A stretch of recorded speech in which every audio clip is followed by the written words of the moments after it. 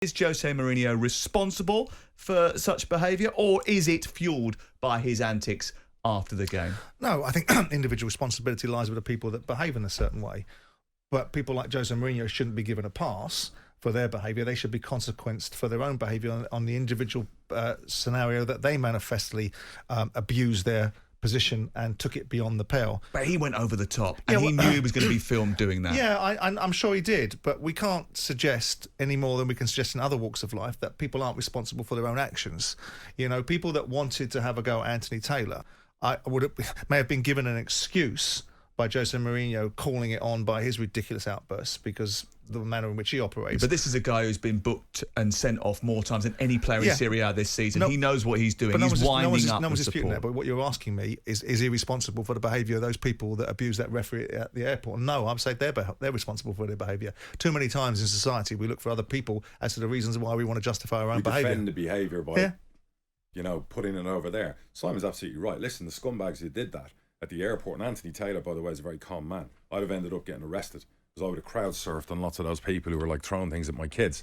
A few things there. One, Mourinho definitely needs to be disciplined because that nonsense has to be stopped. What would you do to him and his bench are just... I love Jose Mourinho, by the way, serial winner, always a big fan, but him and his bench need to be muted.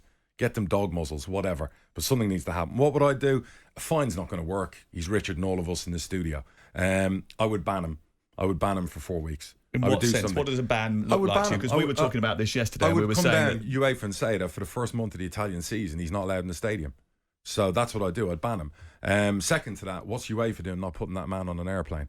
Why didn't they put him on a jet? Why didn't they pay 10 grand to put him on a jet with his family and fly him back to the UK? They have enough money. They've got delegates all flying on jets. How could you put a referee in that situation, knowing what was going on in the stadium, the aggro, the stuff coming out afterwards with the car park underneath, and then allowing him, 12 hours later to walk through an airport? And what was he doing with his family? And I'm not having to go with a referee. If that's me in that circumstance, I'm not walking through an airport with my family. Not a chance. But he was given no choice because he doesn't book his own travel. So again, UEFA, give him security or put him on a jet.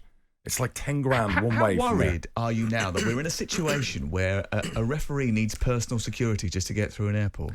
How worried am I about it? Well, I can't say I have sleepless nights about it, but what I do believe, and I've said it repeatedly, and I said it to Howard Webb the other day, is that there needs to be a better valuing of officials in the game. They need to be better at their jobs at times, but consequently there needs to be a better outlook and a better disposition from whether it's Jurgen Klopp dealing with the fourth official the way he did, whether Jurgen Klopp's allowed to go and say the things that he did about Portoni. So do you think that the manager's behaviour over the course of the season has led to this moment? No, but I don't think it helps it. I don't think it's led to it. I think societal reaction to things is societal's reaction to it. But what I think it does is it doesn't help the issue.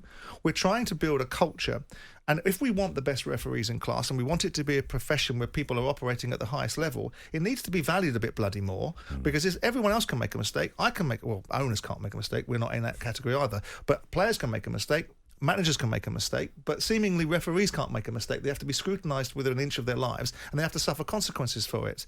And this sort of territory that we're in now is poor. And Darragh isn't very little in what Darragh said that I can disagree with, or top and tail. UEFA should have done better. The PGMOL should be looking after their own member. I know he's moonlighting somewhere else, but notwithstanding that, it's one of their members. They should have something to say about it. They should be out on the front foot, because Howard Webb was out on the front foot about what happened to Portoni with Jurgen Klopp and his ridiculous assertions. There needs to be more respect in this game. There needs to be more respect, full stop. The difficulty is when you've allowed to get it to a certain point where, pitch invasions are now a tacit acceptance, and 50 years after doing pitch invasions, all of a sudden the game wants to change its rules. Referees have always been fair game. The terrorists can say whatever they want. People can be called out on a basis for their jobs, and boards can be sacked in the media or via the press, or via the fans shouting and screaming, sack the board. All of that is a slightly divisive culture that in part fuels those that think they can take liberties, that they can move away from social media. We're all sitting in the bedroom, and their mum's bedroom with their pants around their ankles saying abusive things to people, into actually going into society and doing it. Yeah. The PGMOL have released a statement aware of the videos circulating showing Anthony Taylor and his family being harassed and abused at Budapest airport. We report on the unjustified and abhorrent abuse directed at Anthony and his family as he tries to make his way home from refereeing the UEFA Europa League final. Can I ask you a question as an owner? Sure. Have you ever gone too far when criticising an official? Years ago, I made a comment on social media. I think it was our second time in a championship, probably 12 years ago. And I'd said something about a ref not having melons the size enough to give a penalty away at West Ham. We outplayed West Ham at West Ham. We should have had a pen.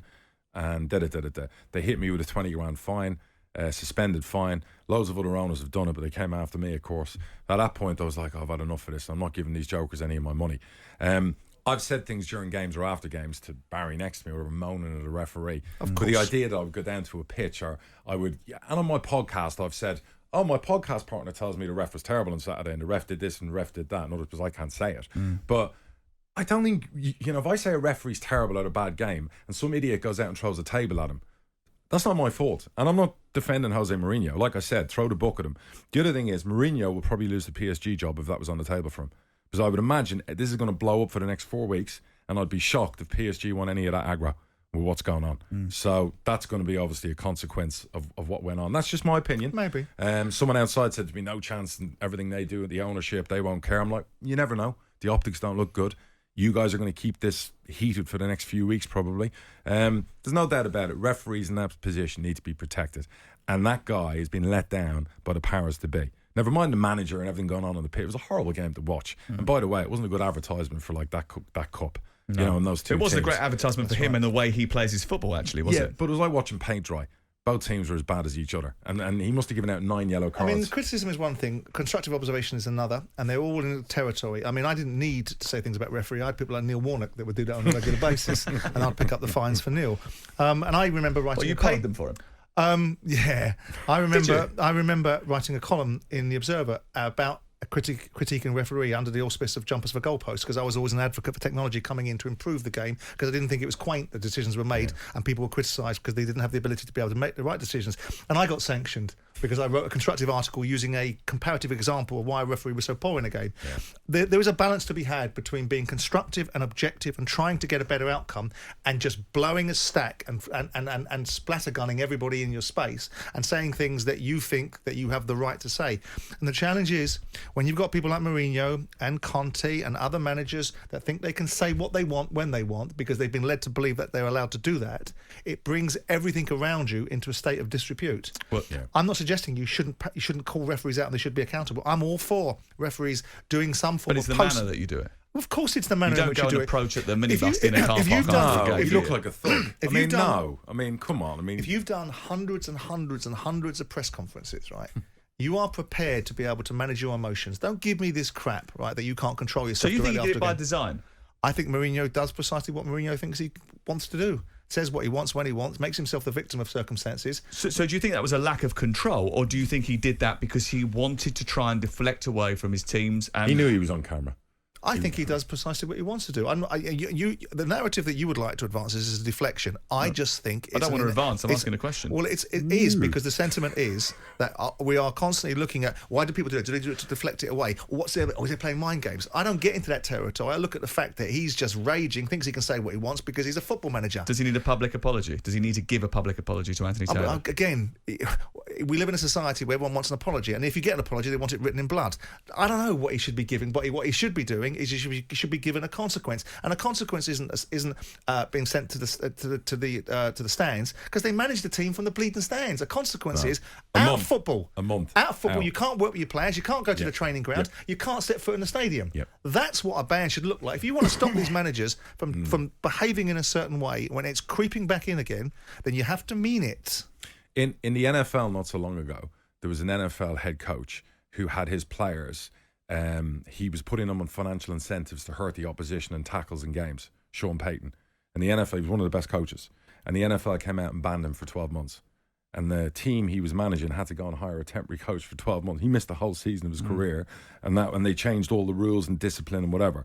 The other things they do is they cost them draft picks if they break rules. Yeah. So in other words, you could say to Roma, January window, you can't sign anyone. There are ways to stop this, but I don't think that's going to happen. The other thing, from what I know from Jose Mourinho, he will definitely ring Anthony Taylor. I'll be shocked if he didn't, from what I know about him. So a lot of what you see on camera, a lot of what we hear off air, it's the persona.